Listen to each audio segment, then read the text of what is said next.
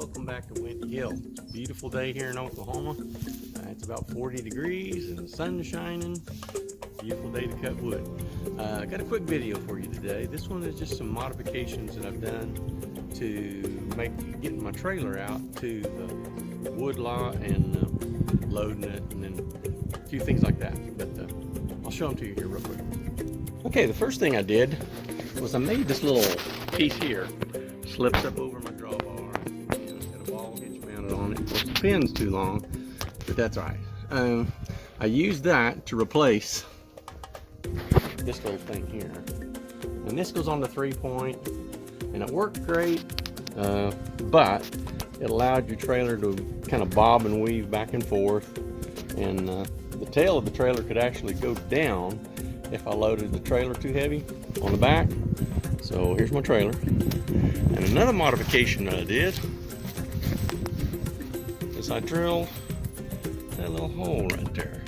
And I'll show you what that's for here in just a second. Okay, I took a piece of 7-inch angle iron by 1.5 inch. And the length of the angle iron isn't critical as long as it isn't longer than your bar on your chainsaw. And then I had these two 2-inch C-clamps. And again, those aren't critical as long as it'll get wide enough to drop your chainsaw bar into. And I welded them on. And then underneath, I don't know if you can even see that or not. But anyway, there's a wing nut under there that I used to tighten it down on the trailer. And you can either run it sideways, you can run it parallel to the side of the trailer, just whatever suits your needs.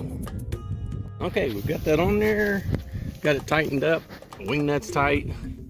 And you're probably wondering, why in the world does this guy need 2 C-clamps mounted on his trailer? Well, that's another thing.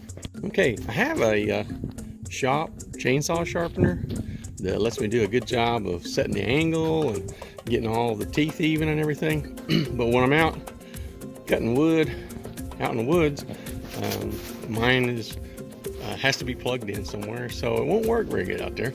So what I do is, I can mount this, and that lets me turn my chain, and it holds it steady, and then lets me just kind of touch up my chain when I need to out in the woods. When I go out to cut wood, I always carry a toolbox with all my tools. Got a few files in there, but like I said, you get out there and get a little bit of dull on your chain. It's really handy. Sit there and give it about 3 or 4 licks.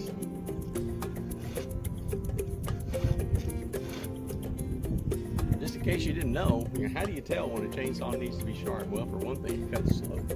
But on the tips of these teeth, if it gets shiny on the very tip, it's usually because that tip is turning down and it's polishing the tip, which is an indication that the chain is getting dull and just needs a little touch up.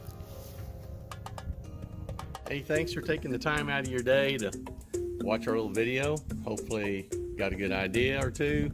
If not, no problem. We'll try again next time. But yeah, if you liked it, give us a like, give us a thumbs up. But if you didn't like it, sure, go ahead and hit that thumbs down button. But be nice enough to tell us why. Maybe we'll do better next time. Thanks for watching.